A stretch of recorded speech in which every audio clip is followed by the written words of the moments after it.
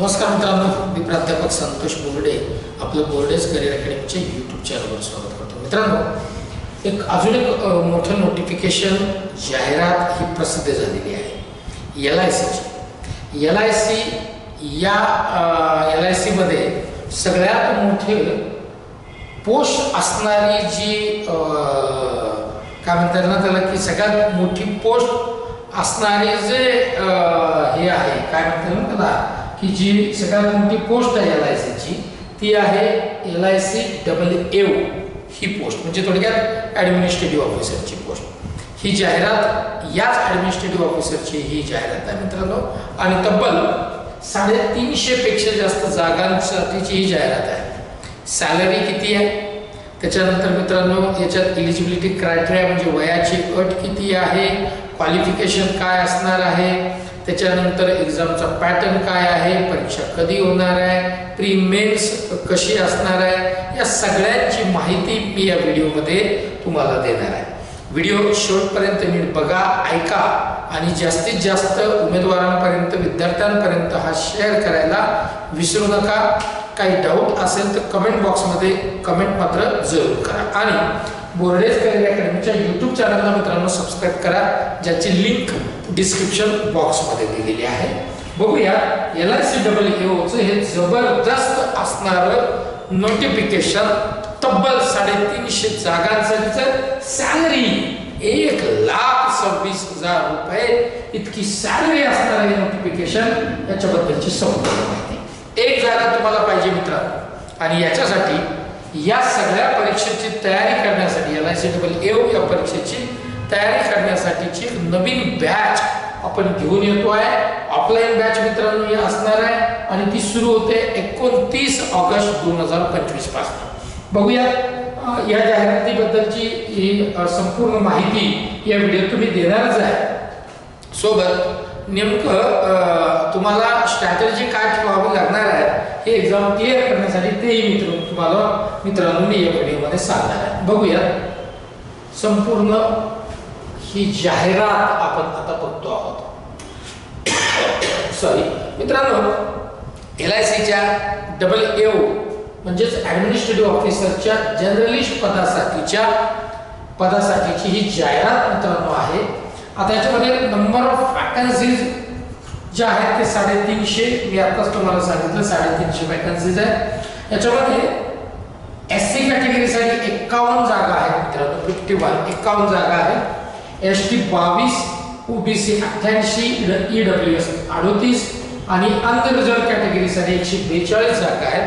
अशा total vacancies आहेत 341. यातल्या बॅकलॉगच्या मिळून सगळ्या आहेत 350. ठीक आहे, पुढे जाऊया.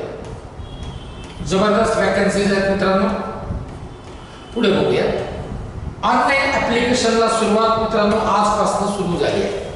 16 ऑगस्ट पासून याला सुरुवात झाली आहे आणि लास्ट डेट जी त्याची असणार आहे ती आहे 8 सप्टेंबर 2025. ठीक आहे. एक्झाम प्रिलिमिनरी 3 ऑक्टोबरला आहे आणि मेन्स 8 नोव्हेंबरला आहे. ठीक आहे.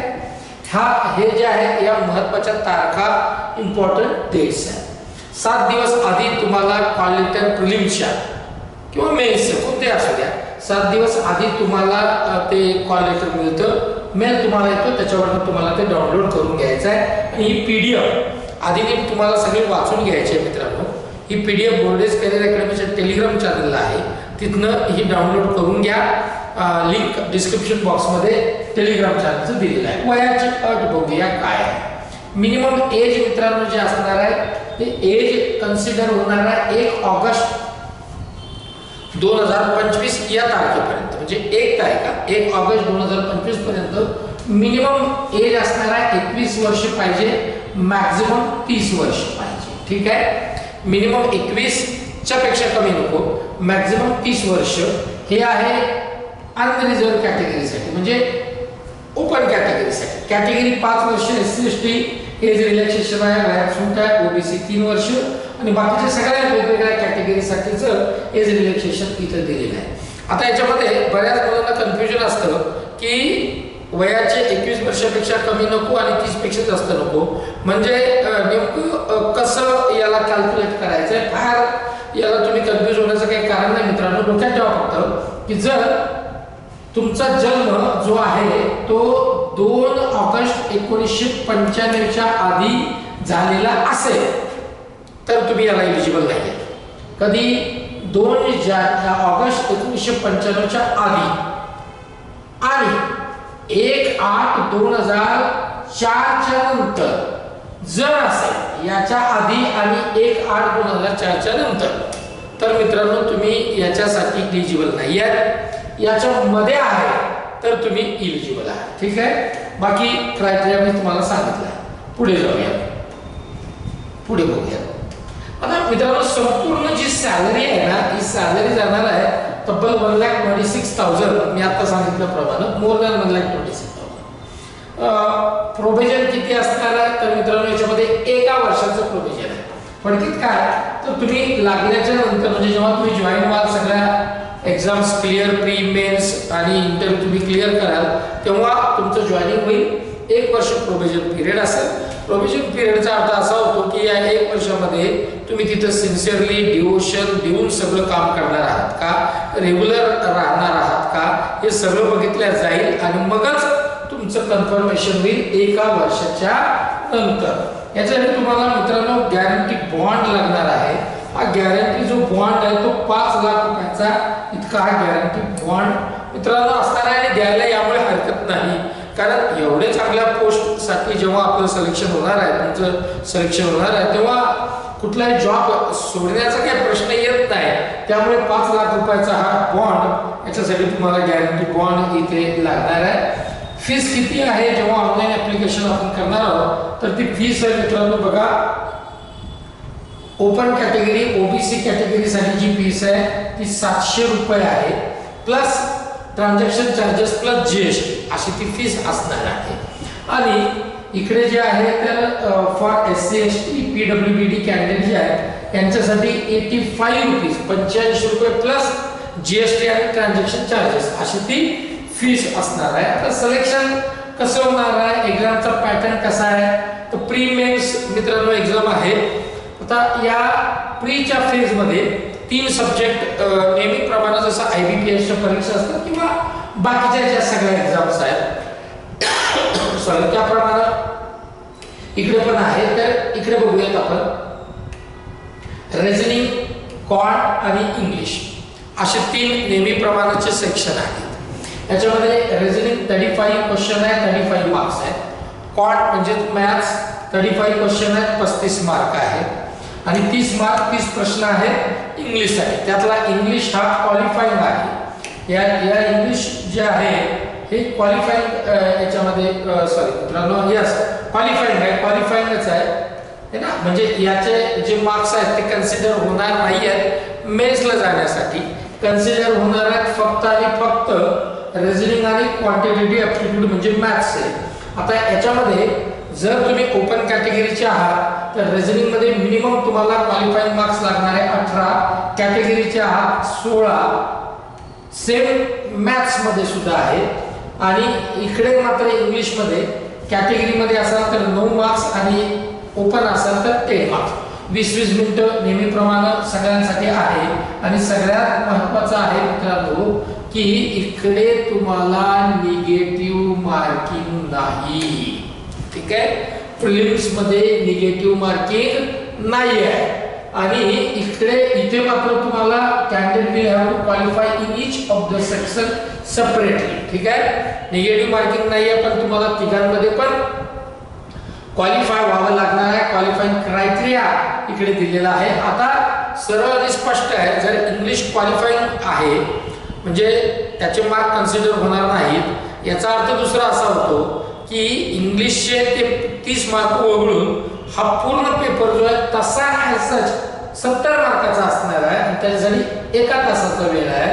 पण 30 मार्क जे इंग्लिश साठीचे आहे त्याच्यामध्ये सेपरेट तुम्हाला क्वालिफाईंग मार्क्स लागणार आहेत. मी आधीच तुम्हाला इथे सांगितले. ठीक आहे, याच्यामध्ये कन्फ्यूज होण्याचं काही कारण असंच मला दिसत नाही. जे कन्फ्युजन बरेच फोन जे सकाळपासून आले त्याच्यावरनं मी तुम्हाला सांगतोय. आता मित्रांनो, कारण त्याला निगेटिव्ह मार्किंग नाही आहे, पण तरी सुद्धा काळजी घेऊन तुम्हाला हे सगळं प्रिलिमिनरीचं जे पेपर असणार आहे, तुमचा जो सेक्शन असणार आहे, त्याच्यामध्ये हे दोन्ही आणि तिन्ही सुद्धा हे व्यवस्थित तुम्हाला सॉल्व्ह करायचे आहेत. आता प्रिलिममधनं जेव्हा मेन्समध्ये तुम्ही जाल तेव्हाच्या व्हॅकन्सी 350 आहेत, तर एका जागेसाठी 20 मुलं जे आहेत ते इलिजिबल, ते क्वालिफाय होतील. इलिजिबल म्हणण्यापेक्षा ते क्वालिफाय होतील मेन्ससाठी, ठीक आहे.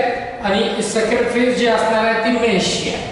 आता मेन्समध्ये बघूयात काय काय आहे.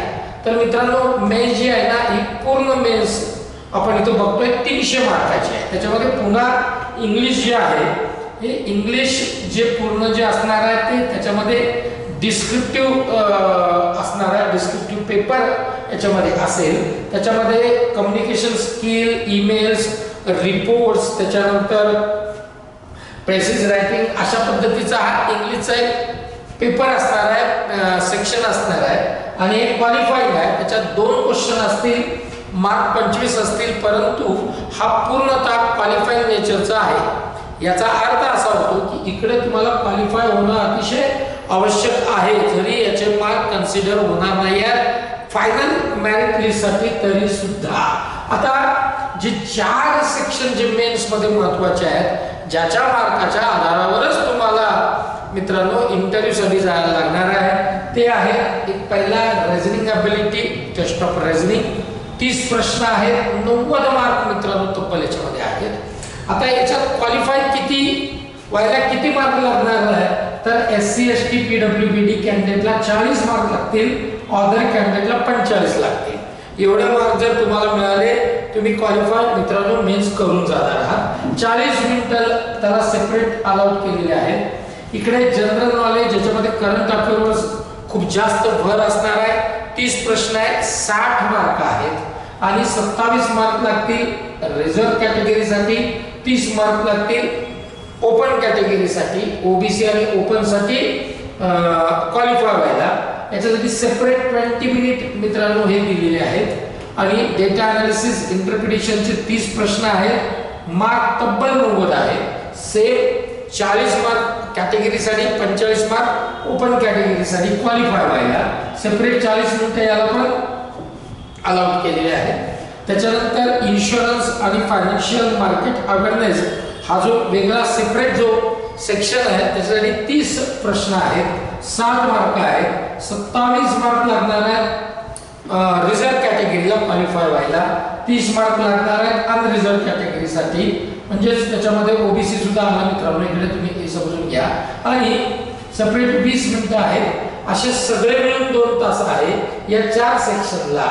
आणि 300 मार्क आहेत, 120 प्रश्न आहेत. आणि मी आधी सांगितल्याप्रमाणे 25 प्रश्न इंग्लिशचे सेपरेट आहेत, 2 प्रश्न आहेत कशावर आहे मी तुम्हाला सांगितलंय.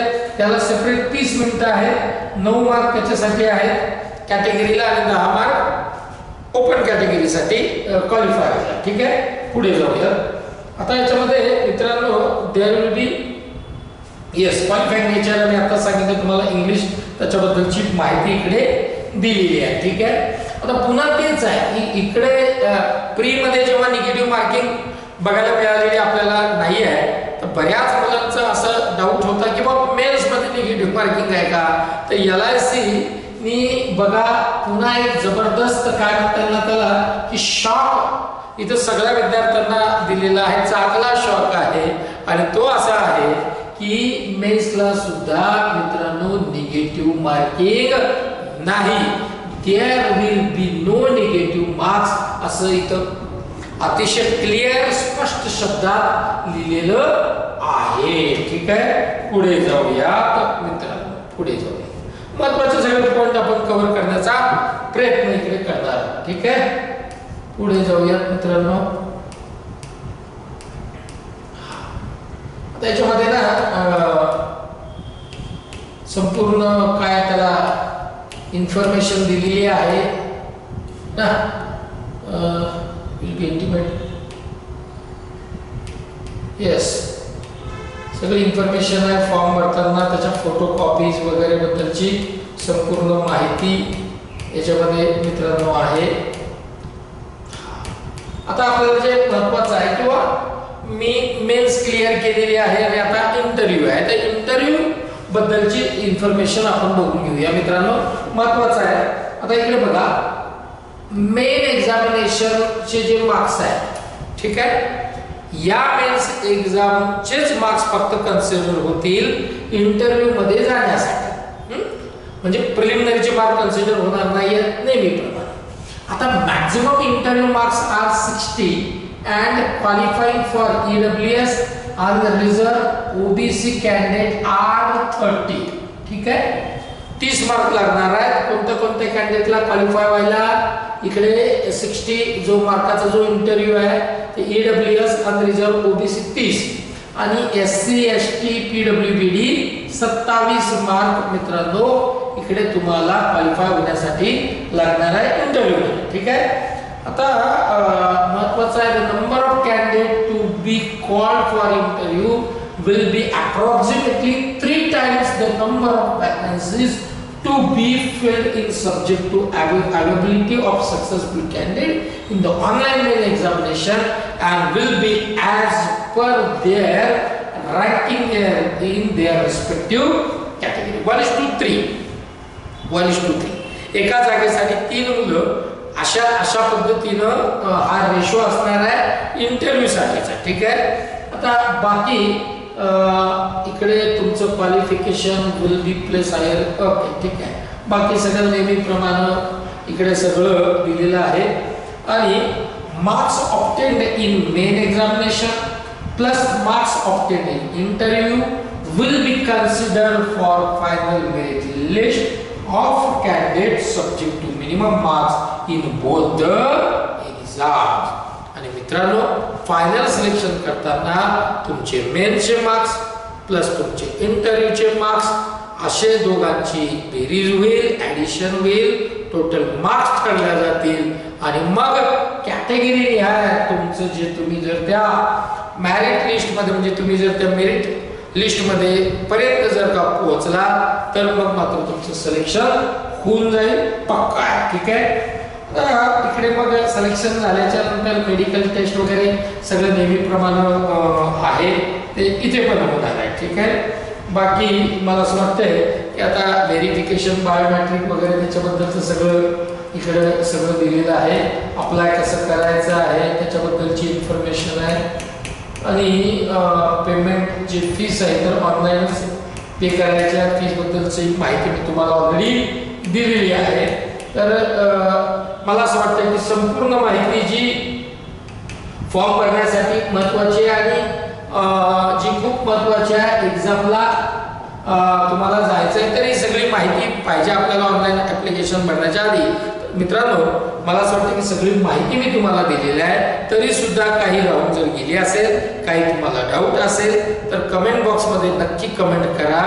त्या डाऊट्सवर सुद्धा एक व्हिडिओ करण्याचा प्रयत्न नव्हे तर मी तो व्हिडिओ सुद्धा तुमच्यासाठी जरूर करेन. आणि लक्षात ठेवा, तारीख 29 ऑगस्ट 2025 ला बोर्डेज करिअर अकॅडमीची जी मेन ब्रँच आहे उस्मानपुरा छत्रपती संभाजीनगरमध्ये संत एकनाथ रंगमंदिरच्या बाजूला, तिथे ऑफलाईन बॅच 29 ऑगस्ट पासून सुरू होत आहे. 350 जागा आहेत आणि एक जागा तुम्हाला मित्रांनो पाहिजे आहे. बोर्डेज करिअर अकॅडमी तुमच्या कायम 25 वर्षापासून सोबत आहे. या वेळेस ती राहणार आहे. लगेच आपली एक जागा पक्की करा आणि 29 ऑगस्ट 2025 पासून सुरू होणाऱ्या या बॅचला जॉईन व्हा मित्रांनो. चला इथेच थांबतो. जय हिंद, जय महाराष्ट्र.